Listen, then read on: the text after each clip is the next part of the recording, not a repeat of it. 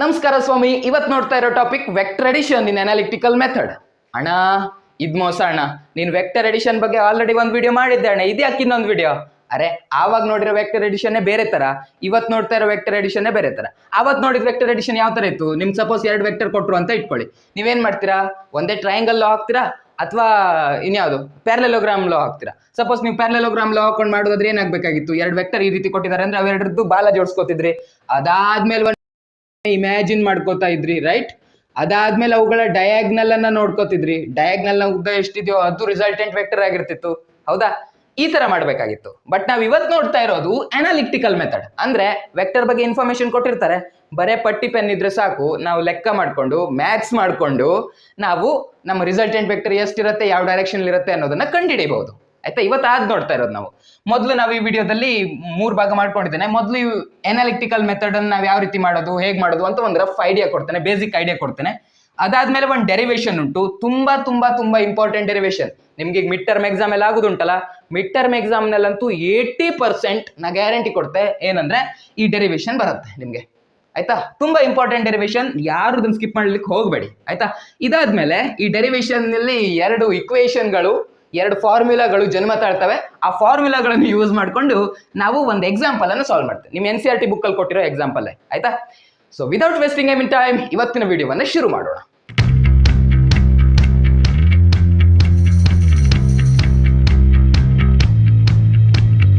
ಕಲಿಯುಗ ಕ್ಲಾಸಸ್ಗೆ ಸ್ವಾಗತ. ನಾವು ಇವತ್ತು ನೋಡ್ತಾ ಇರೋದು, ಆಲ್ರೆಡಿ ಪ್ರಾಮಿಸ್ ಮಾಡಿದ್ದೆ NCERT ಪ್ರಕಾರ ಒಂದೊಂದು ಚಿಕ್ಕ ಚಿಕ್ಕ ಟಾಪಿಕ್ ಮೇಲೆ ಸಪರೇಟ್ ಆಗಿರೋ ವಿಡಿಯೋ ಮಾಡ್ತೀನಿ ಅಂತ.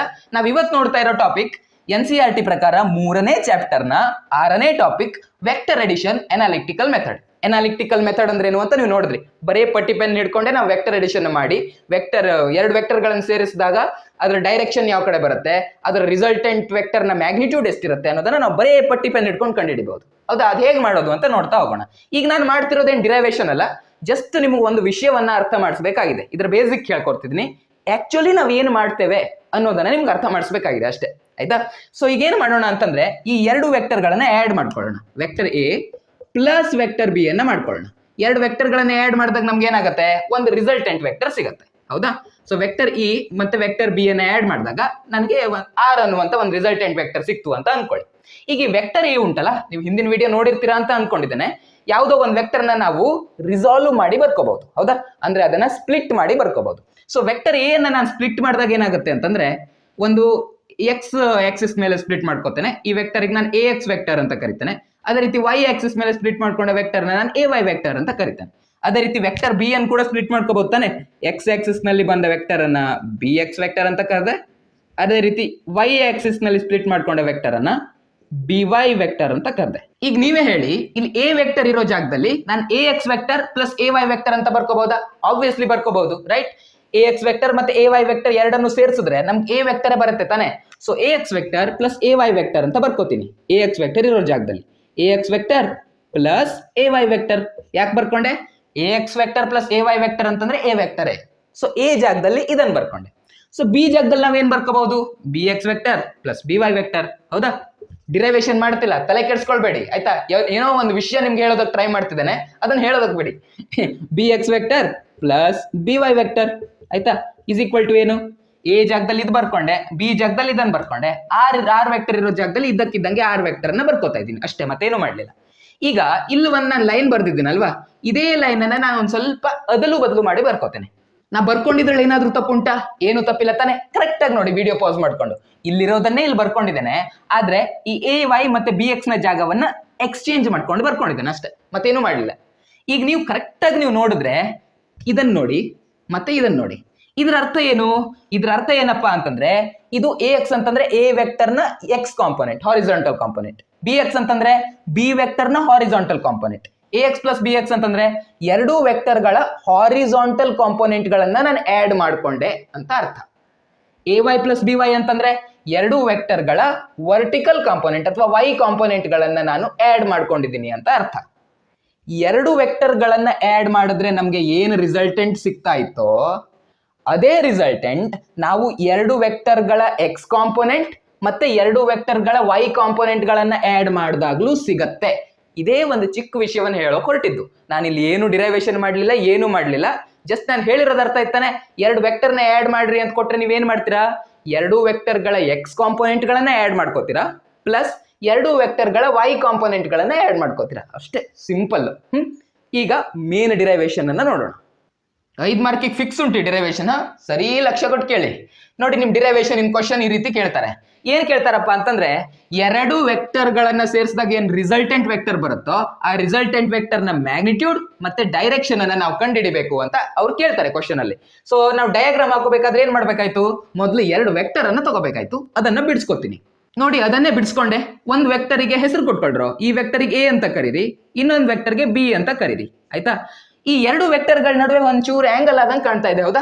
ಈ ಆಂಗಲ್ ಅನ್ನ ನಾವು ತೀಟಾ ಅಂತ ಕರೆಯೋಣ, ಓಕೆನಾ. ಈ ಆಂಗಲ್ ಅನ್ನ ತೀಟಾ ಅಂತ ಕರೆಯೋಣ. ಏನನ್ನ ನೀವು ಬಿಡಿಸ್ಕೊಂಡ್ರೋ ಅದನ್ನ ಇಂಗ್ಲಿಷ್ ಅಲ್ಲಿ ಒಂದ್ಸಲ ಬರ್ಕೊಂಡ್ಬಿಡಿ.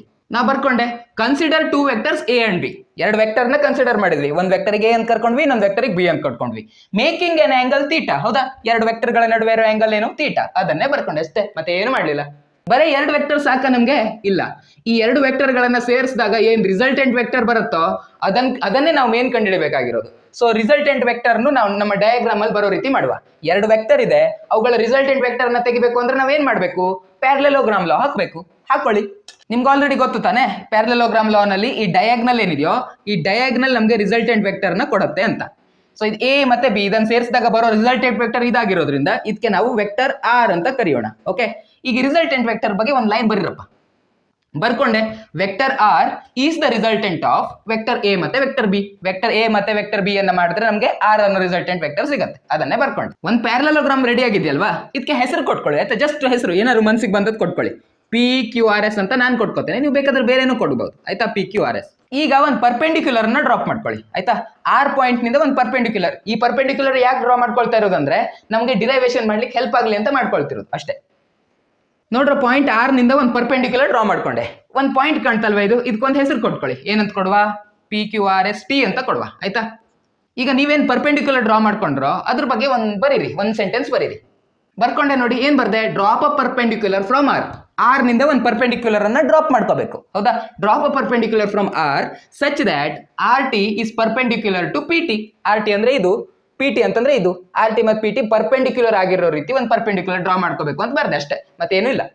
ಈಗ ನೀವೇ ಹೇಳಿ ನನಗೆ, ಇಲ್ಲೂ ಒಂದು ಆಂಗಲ್ ಕಾಣ್ತಾ ಉಂಟಲ್ಲ, ಈ ಆಂಗಲ್ ಎಷ್ಟುಂಟು, 90 ಡಿಗ್ರಿ ಉಂಟು, ಒಪ್ಕೋತಿರ್ತಾನೆ. ಮತ್ತೆ ಈ ಆಂಗಲ್ ಎಷ್ಟುಂಟು, ಸ್ವಲ್ಪ ವಿಚಾರ ಮಾಡ್ಕೊಂಡು ಹೇಳಿ, ಸರಿಯಾಗಿ ಡಯಾಗ್ರಾಮ್ ನೋಡ್ಕೊಂಡು ಈ ಆಂಗಲ್ ಎಷ್ಟುಂಟು ಅಂತ ಹೇಳಿ. ತೀಟ ಇರುತ್ತೆ ತಾನೆ. ಯಾಕೆ ತೀಟನೇ ಇರುತ್ತೆ, ಸಪೋಸ್ ನೋಡಿ ಇಲ್ಲಿ ನೋಡಿ, ಇದು ಈ ಎರಡು ಲೈನ್ ಅನ್ನು ಕನ್ಸಿಡರ್ ಮಾಡಿ. ಈ ಎರಡು ಲೈನ್ಗಳು ಪ್ಯಾರಲಲ್ ಆಗಿದಾವೆ, ಹೌದ್ ತಾನೆ. ಈ ರೀತಿ ಪ್ಯಾರಲಲ್ ಆಗಿದಾವೆ. ಮತ್ತೆ ಈ ಲೈನ್ ಅನ್ನ ಕನ್ಸಿಡರ್ ಮಾಡಿ, ಈ ಲೈನ್ ಈ ರೀತಿಯಾಗಿ ಹೋಗಿದೆ. ನಮಗ್ ಗೊತ್ತು ಈ ಆಂಗಲ್ ತೀಟಾ. ಈ ಆಂಗಲ್ ತೀಟಾ ಆಗಿರೋದ್ರಿಂದ ಈ ಆಂಗಲ್ ಕೂಡ ತೀಟಾನೇ ಆಗ್ಬೇಕು ತಾನೆ. ಅನುರೂಪ ಕೋನಗಳು ಇಂಗ್ಲಿಷ್ ನಲ್ಲಿ ಏನ್ ಹೇಳ್ತಾರೋ ಗೊತ್ತಿಲ್ಲ, ಬಟ್ ನೀವು ಈ ಡಯಾಗ್ರಾಮ್ ನೋಡಿದ ತಕ್ಷಣ ನೀವು ಇಂಗ್ಲಿಷ್ ಮೀಡಿಯಂನವರಿಗೂ ಅರ್ಥ ಆಗಿರುತ್ತೆ ತಾನೆ. ನಿಮ್ಗೆ ಇಲ್ಲಿ ಟ್ರಯಾಂಗಲ್ ಕಾಣ್ತಾ ಉಂಟಾ, ಟ್ರಯಾಂಗಲ್ ಆರ್ ಪಿ ಟಿ. ಈ ಟ್ರಯಾಂಗಲ್ ಕಾಣ್ತಾ ಉಂಟಾ, ಆರ್ ಪಿ ಟಿ ಟ್ರಯಾಂಗಲ್. ನೋಡ್ರು, ಯಾವ ಟ್ರಯಾಂಗಲ್ ಇದು, right angle triangle. Right angle triangle ನಲ್ಲಿ ನಮ್ಗೆ ಏನ್ ಕಂಡುಹಿಡಬೇಕು, ಏನ ಕಂಡುಹಿಡ್ಲಿಕ್ಕೆ ಕೊಟ್ಟಿದ್ದಾರೆ ಅವರು, ರಿಸಲ್ಟೆಂಟ್ ವೆಕ್ಟರ್ ನ ಕಂಡುಹಿಡ್ಲಿಕ್ಕೆ ಕೊಟ್ಟಿದ್ದಾರೆ. ಈ ಟ್ರಯಾಂಗಲ್ ನಲ್ಲಿ ನಮ್ಮ ರಿಸಲ್ಟೆಂಟ್ ವೆಕ್ಟರ್ ಕಂಡುಹಿಡ್ಲಿಕ್ಕೆ ಅಂದ್ರೆ ನಾವೇನ್ ಮಾಡ್ಬೇಕು, ಇದನ್ನ ಕಂಡುಹಿಡ್ಕೋಬೇಕು ತಾನೆ. ಸೊ ಆಬ್ವಿಯಸ್ಲಿ ನಮ್ಗೆ ಇಲ್ಲಿ ಇದು ಬೇಕು ಅಂತಂದ್ರೆ, ಒಂದು ರೈಟ್ ಆಂಗಲ್ ಟ್ರಯಾಂಗಲ್ ನಲ್ಲಿ ಎಲ್ಲರಿಗಿಂತ ದೊಡ್ಡ ಸೈಡ್ ಅಂದ್ರೆ ಈ ಸೈಡ್ ಬೇಕು ಅಂತಂದ್ರೆ ನಾವ್ ಏನ್ ಮಾಡ್ಬೇಕಾಯ್ತು, ನಾವು ಪೈಥಾಗೋರಸ್ ಥಿಯರಮ್ ಅನ್ನ ಅಪ್ಲೈ ಮಾಡ್ಕೋಬೇಕಾಯ್ತು. ಸೊ ಈ ಟ್ರಯಾಂಗಲ್ ಉಂಟಲ್ಲ ನಿಮ್ಗೆ ಆರ್ ಪಿ ಟಿ, ಅದರಲ್ಲಿ ಪೈಥಾಗೋರಸ್ ಥಿಯರಮ್ ಅನ್ನ ಅಪ್ಲೈ ಮಾಡಿ ಬರೀರಿ. ನೋಡಿ ಬರ್ಕೊಂಡೆ, ಈ ಟ್ರಯಾಂಗಲ್ ಉಂಟಲ್ಲ, ಈ ಟ್ರಯಾಂಗಲ್ ನಲ್ಲಿ ಹೈಪೋಟೆನ್ಯಸ್ ಅಂದ್ರೆ ಇದರ ಸ್ಕ್ವೇರ್ ಇಸ್ ಈಕ್ವಲ್ ಟು ಉಳಿದೆರಡು ಬಾಹುಗಳ ಸ್ಕ್ವೇರ್ಗಳ ಮೊತ್ತ, ರೈಟ್. ಉಳಿದೆರಡು ಬಾಹು, ಈ ಬಾಹು ಯಾವುದು ಆರ್ ಟಿ, ಇದರ ಸ್ಕ್ವೇರ್ ಪ್ಲಸ್ ಇದರ ಸ್ಕ್ವೇರ್ ಬರ್ಕೊಂಡೆ. ಇದೇ ಪೈಥಾಗೋರಸ್ ಥಿಯರಮ್ ತಾನೆ, ಹಾಕೊಂಡು ಬರ್ಕೊಂಡೆ. ನೋಡಿ ನೆಕ್ಸ್ಟ್ ಸ್ಟೆಪ್ ನೋಡಿ, ಆರ್ ಪಿ ಸ್ಕ್ವೇರ್ ಜಾಗದಲ್ಲಿ ಆರ್ ಪಿ ಸ್ಕ್ವೇರ್ ಬರ್ದೆ, ಆರ್ ಟಿ ಸ್ಕ್ವೇರ್ ಜಾಗದಲ್ಲಿ ಆರ್ ಟಿ ಸ್ಕ್ವೇರ್ ಬರ್ದೆ. ಪಿ ಟಿ ಜಾಗದಲ್ಲಿ ಏನ್ ಬರೀಬಹುದು ಅಂತ ನೋಡಿ, ಒಂದ್ ಸ್ವಲ್ಪ ಕ್ಲೀನ್ ಆಗಿ ಅಬ್ಸರ್ವ್ ಮಾಡಿ. ಪಿ ಟಿ ಅಂತಂದ್ರೆ ಇದು, ಹೌದ್ ತಾನೆ. ಸೊ ಪಿ ಟಿ ಜಾಗದಲ್ಲಿ ನಾವು P Q plus Q T ಅಂತ ಬರೀಬಹುದು, ರೈಟ್. ಇಲ್ಲಿವರೆಗಂತೂ ಎಲ್ರಿಗೂ ಅರ್ಥ ಆಗಿದೆ ಅಂತ ಅನ್ಕೊಂಡಿದ್ದೇನೆ, ರೈಟ್. ಎಲ್ರಿಗೂ ಅರ್ಥ ಆಗಿದೆ ತಾನೆ. ಈಗ ಈ ಡಿರೈವೇಶನ್ ಇಂದ ಒಂದ್ ಸ್ವಲ್ಪ ಹೊರಗೆ ಬರುವ, ಡಿರೈವೇಶನ್ ಬೇಕಾಗಿರೋ ಒಂದು ಕೆಲಸ ಮಾಡ್ಕೊಳ್ವಾ, ಆಯ್ತಾ. ಈಗ ಇಲ್ಲೊಂದು ಟ್ರಯಾಂಗಲ್ ಕಾಣ್ತಾ ಇದೆ ನಿಮ್ಗೆ, ಟ್ರಯಾಂಗಲ್ ಆರ್ ಕ್ಯೂ ಟಿ ಕಾಣ್ತಾ ಇದೆಯಾ. ಈ ಟ್ರಯಾಂಗಲ್ ಅನ್ನ ನೀವು ಕರೆಕ್ಟ್ ಆಗಿ ಅಬ್ಸರ್ವ್ ಮಾಡಿ. ಇದೊಂದು ರೈಟ್ ಆಂಗಲ್ ಟ್ರಯಾಂಗಲ್, ಹೌದಾ. ಈ ರೈಟ್ ಆಂಗಲ್ ಟ್ರಯಾಂಗಲ್ ನಲ್ಲಿ ನನಗೆ ಸೈನ್ ತೀಟಾ ಬೇಕು ಅಂದ್ರೆ ಏನ್ ಮಾಡ್ಬೇಕು, opposite side divided by hypotenuse ಅಂತ ಬರ್ಕೋಬೇಕು. ಅದನ್ನ ಬರ್ಕೋತೀನಿ. ಬರ್ಕೊಂಡೆ. ಅಪೋಸಿಟ್ ಸೈಡ್ ಅಂದ್ರೆ ಆರ್ ಟಿ ಉಂಟು, ಹೈಪೋಟೆನ್ಯೂಸ್ ಅಂತಂದ್ರೆ ಆರ್ ಕ್ಯೂ ಉಂಟು, ಅದನ್ನ ಬರ್ಕೊಂಡೆ. ಈಗ ಆರ್ ಕ್ಯೂ ಅನ್ನ ಈ ಕಡೆ ತಗೊಬಂದ್ರೆ ಏನಾಗುತ್ತೆ, R Q sine theta is equal to R T ಅಂತ ಆಗುತ್ತೆ. ಇದೇ ಟ್ರಯಾಂಗಲ್ ನಲ್ಲಿ ಕಾಸ್ ತೀಟಾ ಏನಾಗುತ್ತೆ, adjacent side divided by hypotenuse ಅಂದ್ರೆ QT divided by RQ ಆಗುತ್ತೆ. RQ ಅನ್ನ ಈ ಕಡೆ ತಗೊಬನ್ನಿ, ಅವಾಗ ಏನಾಯ್ತು RQ cos theta is equal to QT ಆಯ್ತು. ಇದರ ಅರ್ಥ ಏನಪ್ಪಾ ಅಂತಂದ್ರೆ ನಾವು RT ಜಾಗದಲ್ಲಿ RQ sin theta ಅಂತ ಬರಿಬಹುದು, ಅದೇ ರೀತಿ QT ಇರೋ ಜಾಗದಲ್ಲಿ RQ cos theta ಅಂತ ಬರಿಬಹುದು. ಅದನ್ನ ಇಲ್ಲಿ ಬರ್ಕೊಳ್ಳೋಣ. ಅದನ್ನೇ ಬರ್ಕೊಂಡೆ ನೋಡಿ, RP ಇರೋ ಜಾಗದಲ್ಲಿ ಇದ್ದಕ್ಕಿದ್ದಂಗೆ ಬರ್ದೆ, RT ಇರೋ ಜಾಗದಲ್ಲಿ RQ sin theta ಅಂತ ಬರ್ದೆ, RQ sin theta ಆಯ್ತಾ. PQ ಇರೋಲ್ಲಿ PQ ಬರ್ದೆ, QT ಇರೋ ಜಾಗದಲ್ಲಿ RQ cos theta ಅಂತ ಬರ್ದೆ, ಮತ್ತೆ ಏನು ಮಾಡ್ಲಿಲ್ಲ. ಈಗ ನೀವೇ ಕರೆಕ್ಟ್ ಆಗಿ ಡಯಾಗ್ರಾಮ್ ಅನ್ನು ನೋಡಿ ಹೇಳ್ಬೇಕು ಯಾವ್ಯಾವ್ದ್ರ ಜಾಗದಲ್ಲಿ ಏನೇನು ಬರ್ಕೋಬೇಕು ಅಂತ ಆಯ್ತಾ. RP ನೋಡಿ, RP ಅಂತಂದ್ರೆ ಯಾವುದು ಇದು, ಈ RP ಜಾಗದಲ್ಲಿ ನಾವೇನ್ ಬರ್ಕೋಬಹುದು R ಅಂತ ಬರ್ಕೋಬಹುದು ತಾನೆ. ಸೊ RP ಜಾಗದಲ್ಲಿ ನಾವು R ಅಂತ ಬರ್ಕೋಬಹುದು. ಅದೇ ರೀತಿ RQ ಜಾಗದಲ್ಲಿ ಏನ್ ಬರಿಬಹುದು ನೋಡಿ, RQ ಅಂತಂದ್ರೆ ಇದು, ಇದರ ಜಾಗದಲ್ಲಿ ನಾವೇನ್ ಬರಿಬಹುದು ಕರೆಕ್ಟ್ ಆಗಿ ನೋಡಿ, ಡಯಾಗ್ರಾಮ್ ನೋಡಿ, ಚುರುಕಾಗಿ ಡಯಾಗ್ರಾಮ್ ನೋಡಿದವ್ರು ಮಾತ್ರ ಹೇಳ್ಬೋದು ಇದನ್ನ. ಇದು ನೋಡಿ, ಇದಿದ್ದಷ್ಟೇ ದೊಡ್ಡ ಇದು ಉಂಟು ತಾನೆ, ಇದು ಸೇಮ್ ಸೈಜ್ ತಾನೆ. ಸೊ RQ ಜಾಗದಲ್ಲಿ ನಾವು ಇದನ್ನ ಬರಿಬಹುದು, ಇದೆಷ್ಟಿದೆ B ಇದೆ. ಸೊ RQ ಜಾಗದಲ್ಲಿ ನಾವು B ಅಂತ ಬರಿಬಹುದು, ರೈಟ್. ಸೊ ನೆಕ್ಸ್ಟ್ ನೋಡಿ, PQ ಜಾಗದಲ್ಲಿ ಏನ್ ಬರಿಬಹುದು, PQ ಜಾಗದಲ್ಲಿ ನಾವು A ಅಂತ ಬರಿಬಹುದು, ರೈಟ್. PQ ಜಾಗದಲ್ಲಿ A ಅಂತ ಬರಿಬಹುದು. ಅದೇ ರೀತಿ RQ ಜಾಗದಲ್ಲಿ ಆಲ್ರೆಡಿ ನೋಡಿದ್ದೇವೆ, RQ ಜಾಗದಲ್ಲಿ ನಾವು B ಅಂತ ಬರಿಬಹುದು. ಈಗ ನೀವು ನನಗೊಂದು ವಿಷಯ ಹೇಳಿ, A into B whole square ಇದ್ದಾಗ ಏನ್ ಬರಿತೀರಾ, A plus B whole square ಇದ್ದಾಗ ಏನ್ ಬರಿತೀರಾ ಅಂತ. A into B whole square ಇದ್ದಾಗ ಏನ್ ಬರಿಬಹುದು, ಡೈರೆಕ್ಟ್ ಆಗಿ ಬರ್ಕೋಬಹುದು, A square into B square ಅಂತ, ಹೌದಾ. ಈ ಸ್ಕ್ವೇರ್ ಎಗೂ ಅಂಟ್ಕೊಳತ್ತೆ ಬಿಗೂ ಅಂಟ್ಕೊಳತ್ತೆ. But A plus B whole square ಇದ್ದಾಗ ಆಗ ಇಲ್ಲ, ಇದಕ್ಕೆ ಬೇರೆ ಫಾರ್ಮುಲಾನೇ ಉಂಟು, ರೈಟ್. ನೀವು ಮ್ಯಾಥ್ಸ್ ಅಲ್ಲೆಲ್ಲ ಕಲ್ತ್ಕೊಂಡೇ ಬಂದಿರ್ತೀರಾ, A square plus 2AB plus B square, ಹೌದಾನೆ. ಸೊ ಇದೇ ಫಾರ್ಮುಲಾನ ಇಲ್ಲಿ ಅಪ್ಲೈ ಮಾಡಿ ಬರೀರಿ. ಏನಿದೆ A ಇಲ್ಲಿ ನೋಡಿ, ಕರೆಕ್ಟ್ ಆಗಿ ನೋಡಿ, R square is equal to B sine theta, B into sine theta ಉಂಟು. ಇಂಟು ಬಂದಾಗ ಏನು ನಾವು ಡೈರೆಕ್ಟ್ ಆಗಿ ಬರಿಬಹುದು ತಾನೆ. So B square sine square theta ಆಗತ್ತೆ ಇಲ್ಲಿ, ಸೈನ್ ಸ್ಕ್ವೇರ್ ಥೀಟಾ. ಅದೇ ರೀತಿ ಇಲ್ಲಿ ಏನಾಗುತ್ತೆ, A plus B cos theta whole square. A ಜಾಗದಲ್ಲಿ A ಇದೆ, ಬಟ್ B ಜಾಗದಲ್ಲಿ B ಕಾಸ್ ಥೀಟಾ ಅಂತ ಇದೆ. ಅಂದ್ರೆ ಈ ಫಾರ್ಮುಲಾನೇ ಅಪ್ಲೈ ಮಾಡ್ಬೇಕಾಯ್ತು ನಾವು, ಹೌದಾ. ಸೊ A ಜಾಗದಲ್ಲಿ ಏನ್ ಬರುತ್ತೆ ಅವಾಗ, A ಸ್ಕ್ವೇರ್ ಅಂದ್ರೆ A square plus 2AB, 2AB ಜಾಗದಲ್ಲಿ ಏನಿದೆ B cos theta, so B cos theta plus B square B ಜಾಗದಲ್ಲಿ ಏನಿದೆ B ಕಾಸ್ ಥೀಟಾ ಇದೆ, ಹೌದಾ. ಸೊ B ಜಾಗದಲ್ಲಿ B ಕಾಸ್ ಥೀಟಾ ಇದೆ, ನಮಗೆ ಬೇಕಾಗಿರೋದೇನು B ಸ್ಕ್ವೇರ್ ಬೇಕು. ಸೊ ಈ ತರ ಬೇಕಾಯ್ತು, ಹೌದಾನೆ. ಸೊ B ಕಾಸ್ ಥೀಟಾದ ಹೋಲ್ ಸ್ಕ್ವೇರ್ ಏನಾಗುತ್ತೆ, B square cos square theta. Next step ಅನ್ನು ಕ್ಲಿಯರ್ ಆಗಿ ಅಬ್ಸರ್ವ್ ಮಾಡಿ, ಆರ್ ಸ್ಕ್ವೇರ್ ಇರೋ ಜಾಗದಲ್ಲಿ R ಸ್ಕ್ವೇರ್ ಬರ್ಕೊಂಡೆ ಆಯ್ತಾ. ಅದಾದ್ಮೇಲೆ ಇಲ್ಲಿ ನಾ ಬರ್ಕೋಬೇಕು ತಾನೆ ಏನಿದೆ ಅಂತ, ಮೊದಲು A ಸ್ಕ್ವೇರ್ ಅನ್ನ ಬರ್ಕೋತೀನಿ, ಅದಾದ್ಮೇಲೆ ಇದು ಮತ್ತೆ ಇದನ್ನ ನೀವು ಕರೆಕ್ಟ್ ಆಗಿ ಅಬ್ಸರ್ವ್ ಮಾಡಿ, ಓಕೆ.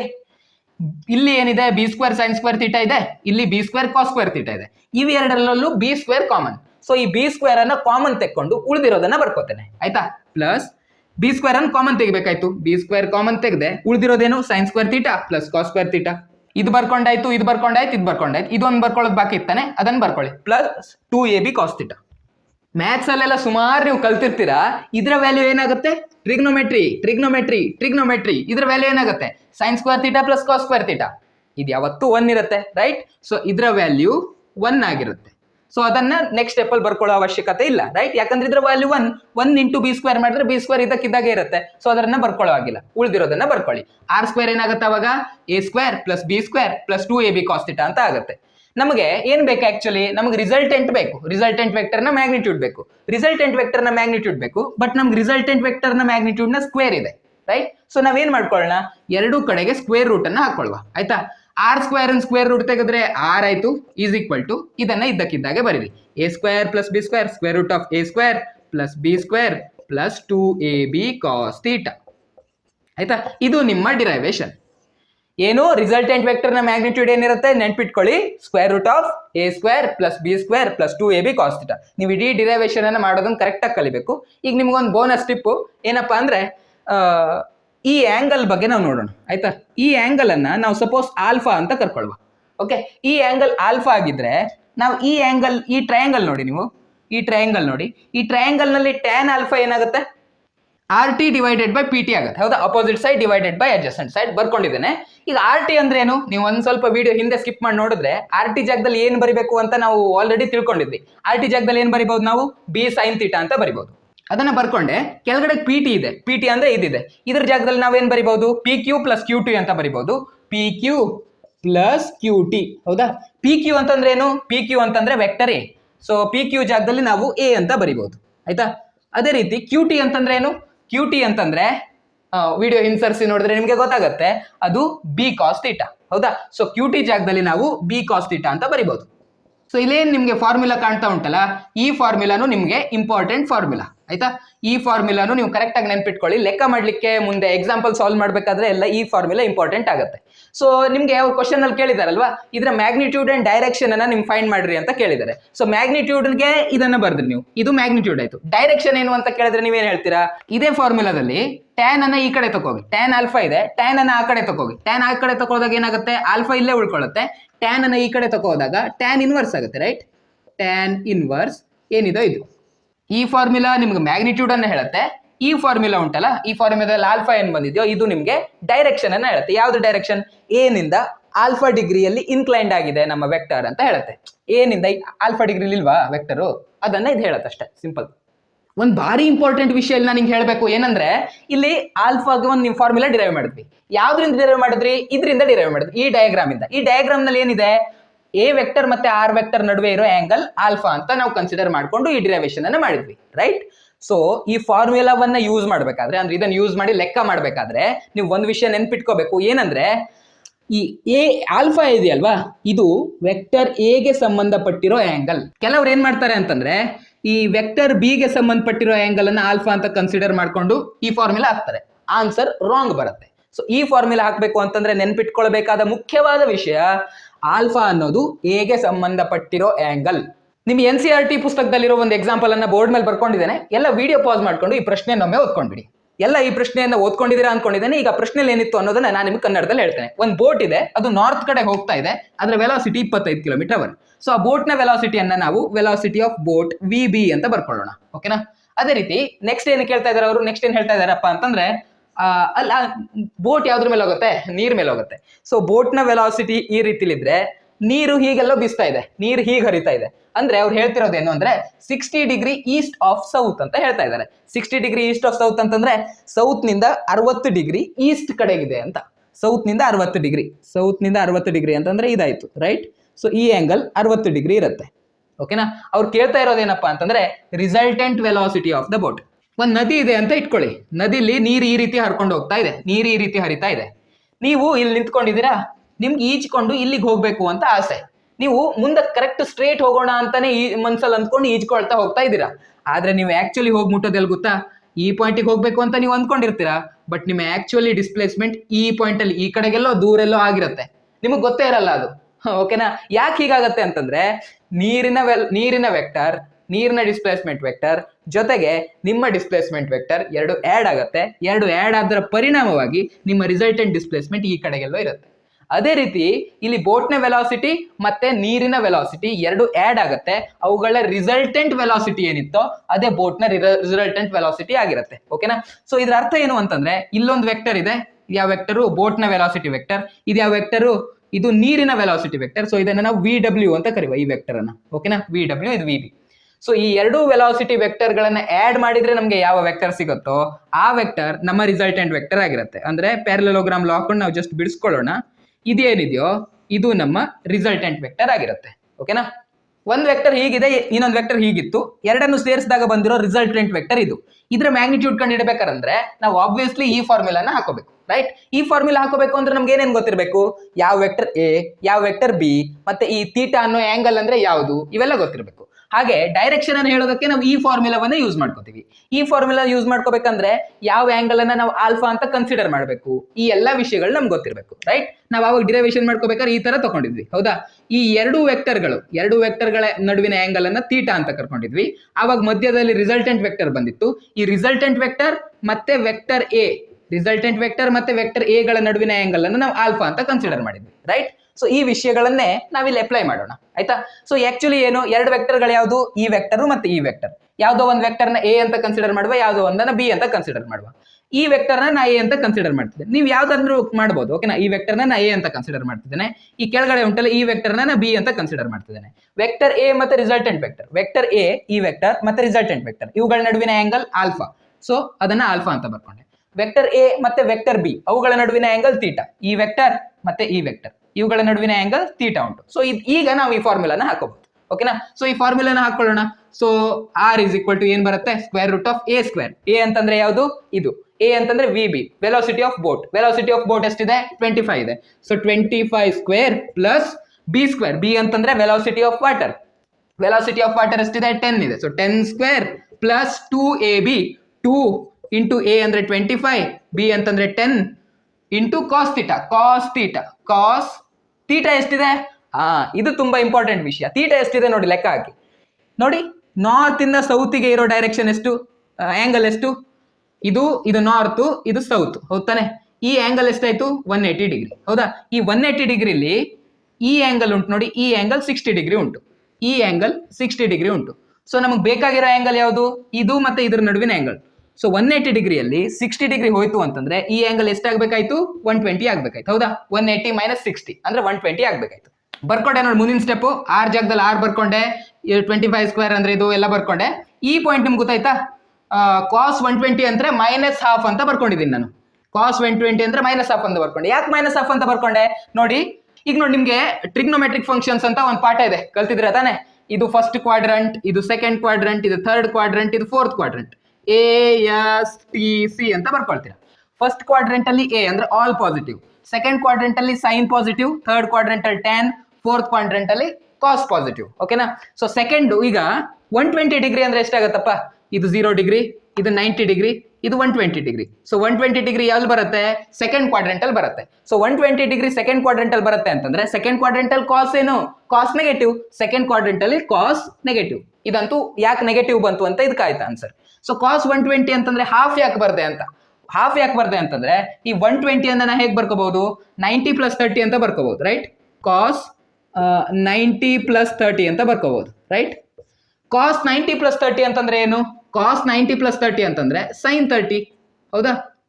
ಅಯ್ಯೋ, cos 90 plus theta is equal to sine theta, right.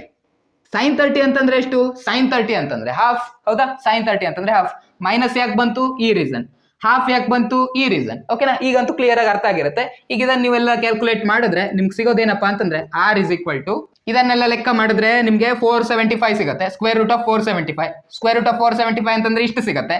21.79 ಅಂತಂದ್ರೆ ನಾವು ಅಪ್ರಾಕ್ಸಿಮೇಟ್ಲಿ 22 ಅಂತ ಬರ್ಕೋಬಹುದು. ನಮ್ಗೆ ಏನ್ ಕೇಳಿದಾರೆ ಅವರು, ರಿಸಲ್ಟೆಂಟ್ ವೆಲಾಸಿಟಿ ಕೇಳಿದ್ದಾರೆ. ಸೊ ವೆಲಾಸಿಟಿ ಎಸ್ಐ ಯೂನಿಟ್ ಏನು, ಮೀಟರ್ ಪರ್ ಸೆಕೆಂಡ್. ಅಂತೂ ನಮ್ಗೆ ಆ ವೆಲಾಸಿಟಿ ಎಷ್ಟಿರುತ್ತೆ ಅನ್ನೋದು ಗೊತ್ತಾಯ್ತು, ಇಷ್ಟಿರುತ್ತೆ, ಹೌದಾನೆ. ಈಗ ಅದ್ರ ಡೈರೆಕ್ಷನ್ ಅನ್ನು ನಾವು ಹೇಳ್ಬೇಕು ಅಂತಂದ್ರೆ ಅದು ಹೇಗೆ ಅಂತ ನೋಡುವ.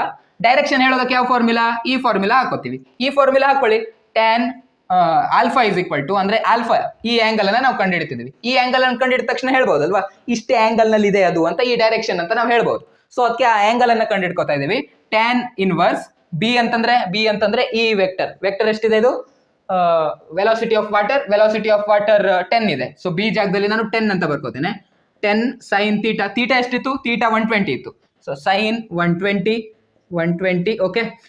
ಎ ಎಷ್ಟಿದೆ, ಎ ಎಷ್ಟಿದೆ, ಎ ಇರೋದು 25. ಸೊ ಎ ಇರೋದು 25. ಅದೇ ರೀತಿ ಬಿ ಕಾಸ್ ಥೀಟಾ. ಬಿ ಎಷ್ಟಿದೆ, ಬಿ ಇರೋದು 10 ಕಾಸ್ ಥೀಟಾದಲ್ಲಿ ಥೀಟಾ ಎಷ್ಟಿದೆ, ಥೀಟಾ 120 ಇದೆ.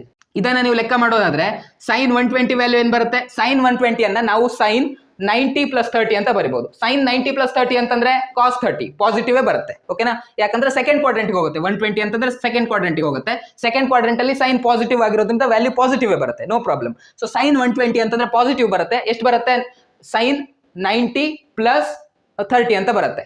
ಸೊ ಸೈನ್ 90 ಪ್ಲಸ್ 30 ಅಂತಂದ್ರೆ ಕಾಸ್ 30 ಅಂತಂದ್ರೆ ವ್ಯಾಲ್ಯೂ ಏನ್ ಬರುತ್ತೆ, ಅದರದ್ದು √3/2 ಬರುತ್ತೆ. √3/2 ಬರುತ್ತೆ, ಓಕೆನಾ. ಹಾಗೆ ಇಲ್ಲೇನುಂಟು ಕೆಳಗಡೆಗೆ 10 ಇಂಟು ಕಾಸ್ 120 ಉಂಟು. ಕಾಸ್ 120 ವ್ಯಾಲ್ಯೂ ಏನ್ ಬರುತ್ತೆ, ನಾವು ಆಲ್ರೆಡಿ ನೋಡಾಗಿತ್ತು, ಮೈನಸ್ ಹಾಫ್ ಬರುತ್ತೆ, ರೈಟ್. ಸೊ ಇದ್ರ ವ್ಯಾಲ್ಯೂ ಮೈನಸ್ ಹಾಫ್ ಬರುತ್ತೆ. ಸೊ 10 ಇಂಟು ಮೈನಸ್ ಹಾಫ್ ಇವೆಲ್ಲ ಕ್ಯಾಲ್ಕುಲೇಟ್ ಮಾಡಿ. ಆಮೇಲೆ ಲಾಸ್ಟ್ ನೀವು ಟ್ಯಾನ್ ಇನ್ವರ್ಸ್ ತೆಗಿಬೇಕಾದ್ರೆ ಏನ್ ಮಾಡ್ತೀರಾ, ಲಾಗ್ ಬುಕ್ ನೋಡ್ತೀರಾ. ನಿಮ್ಮ ಹತ್ರ ಲಾಗ್ ಬುಕ್ ಇಲ್ಲ ಅಂತಂದ್ರೆ ಏನದು, ನಿಮ್ಮ ಫೋನ್ ಎಲ್ಲ ಕ್ಯಾಲ್ಕುಲೇಟರ್ ಇರುತ್ತಲ್ವಾ, ಕ್ಯಾಲ್ಕುಲೇಟರ್ ನಲ್ಲಿ ಟ್ಯಾನ್ ಇನ್ವರ್ಸ್ ಎಷ್ಟು ಬರುತ್ತೆ ಅಂತ ತೆಗೆದು ನೋಡಿ. ನಿಮಗೆ ಫೈನಲ್ ಆನ್ಸರ್ ಎಷ್ಟು ಬರ್ಬೇಕಪ್ಪ ಅಂತಂದ್ರೆ 23.4 ಡಿಗ್ರಿ ಅಂತ ಬರಬೇಕು, ಓಕೆನಾ.